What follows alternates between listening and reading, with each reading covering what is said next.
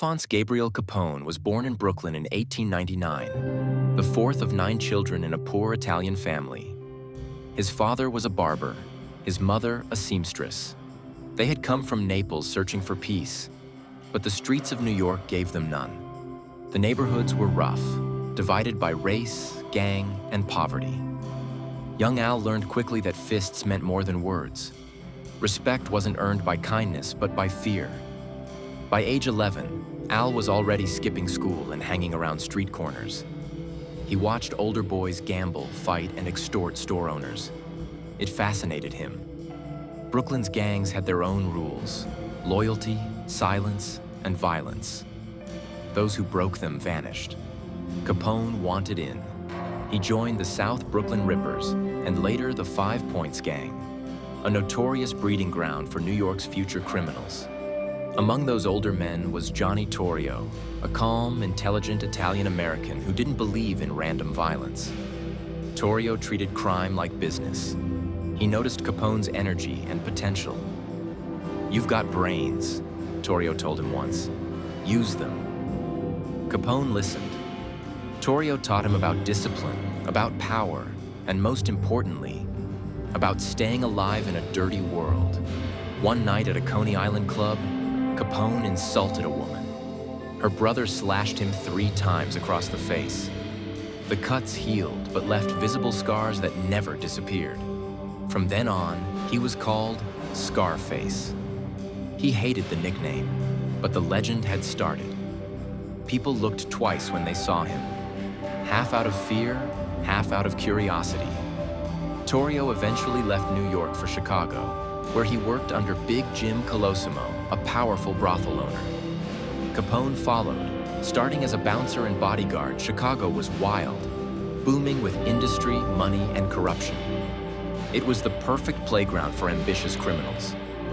When the U.S. government banned alcohol in 1920, a new black market was born. People didn't stop drinking. They just turned to the underworld for supply. Torrio saw a fortune waiting to be made. Capone helped organize breweries, smuggling routes, and speakeasies. Barrels of whiskey moved under police noses. Every crate delivered meant thousands in profit. Colosimo didn't like the new alcohol business. He feared it would bring too much trouble. In May 1920, he was shot dead in his own cafe. Torrio took over his empire, and Capone became his right-hand man. No one was ever convicted. Everyone in Chicago's underworld knew Torrio, and his loyal enforcer had cleared the way. Capone's reputation grew fast.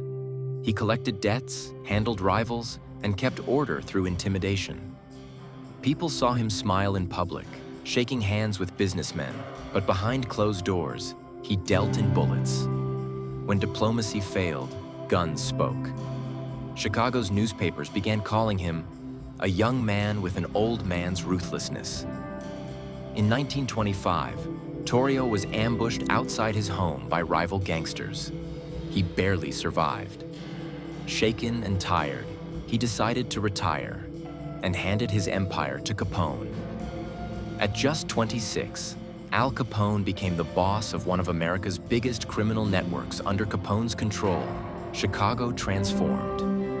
He ran breweries, gambling dens, brothels, and speakeasies that made over $100 million a year. He paid police chiefs, judges, and even senators. Reporters wrote about his expensive suits and diamond rings. He was a criminal who looked like a banker, a killer who donated to charity. Capone understood that violence attracted headlines, but money bought silence. He built an invisible system of bribes. Police were paid to look away. Politicians received envelopes stuffed with cash. Even the mayor, William Hale Thompson, was rumored to be on his list. Chicago was no longer a city of laws. It was Capone's city. Every empire has an enemy. For Capone, it was George "Bugs" Moran, leader of the North Side Gang. Moran refused to pay tribute and mocked Capone in public. Their rivalry turned the streets into battlefields. Drive-by shootings, bombings, and kidnappings became common. Ordinary citizens learned to dive for cover at the sound of engines between 1925 and 1929. More than 500 people were killed in Chicago's gang wars. Capone's men hunted Moran's allies day and night. Moran fought back, hitting Capone's breweries and killing his men. The police were powerless.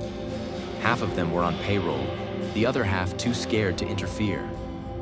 Despite the chaos, Capone maintained his public image. He gave money to soup kitchens and shelters. During the Great Depression, he opened free food lines for thousands of jobless men.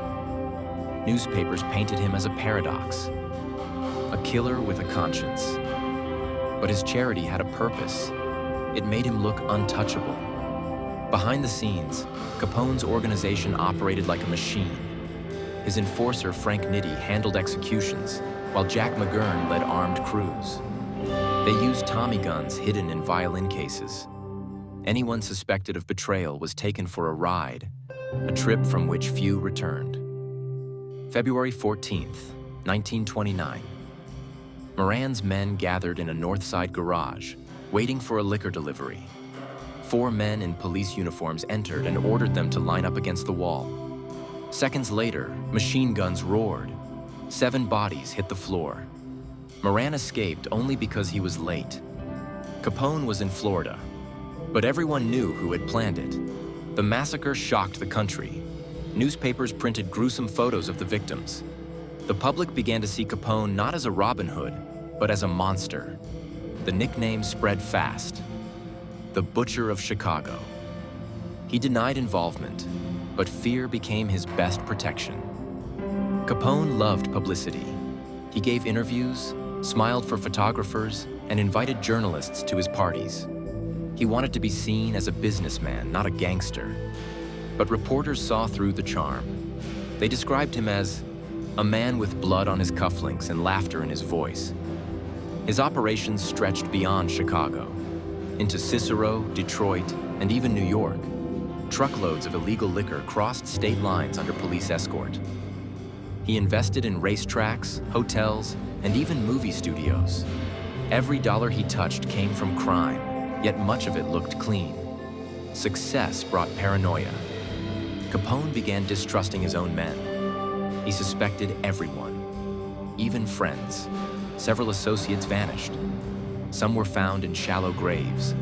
Others were never seen again. His power fed on fear, but fear was also eating him from the inside. By 1930, Washington had had enough. President Herbert Hoover personally ordered the Treasury Department to find a way to bring Capone down, not for murder, but for money. Agents from the Internal Revenue Service began tracking his finances. A young federal agent named Elliot Ness was assigned to hit Capone where it hurt most. His money, Ness created a team known as the Untouchables, men who couldn't be bribed. They raided Capone's breweries, arrested his couriers, and collected evidence Capone laughed at first, until they began hurting his profits. The Great Depression had changed everything. People who once admired Capone's generosity now saw him as part of the rot-destroying America murders. Corruption and unemployment made citizens desperate for justice. The same newspapers that once called him Robin Hood now called him public enemy number 11. In 1931, the Treasury Department charged Capone with 22 counts of tax evasion. It sounded minor compared to his crimes, but it was the only charge that could stick. Capone laughed in court, confident that his lawyers could buy the jury. But this time, money couldn't save him. Judge James Wilkerson replaced the bribe jury with a fresh one at the last minute. Witnesses came forward, accountants testified, and documents proved Capone hadn't paid taxes on millions of dollars. The empire he built on fear began to crumble under paperwork. On October 17, 1931, Al Capone was found guilty. The courtroom fell silent as the judge sentenced him to 11 years in federal prison, one of the harshest sentences ever for tax evasion. The Butcher of Chicago had finally been caught, not by guns, but by numbers. Capone entered the U.S. penitentiary in Atlanta in 1932. Guards stripped him of his fine clothes and jewelry. He was no longer the boss, just inmate number 40,886. At first, he tried to bribe guards, but the system was tighter than he expected. His arrogance met walls thicker than his power. In 1934, he was moved to Alcatraz, the newly opened island prison built for America's most dangerous men. There, his fame meant nothing. Isolation broke him, his health declined, and his mind began to slip.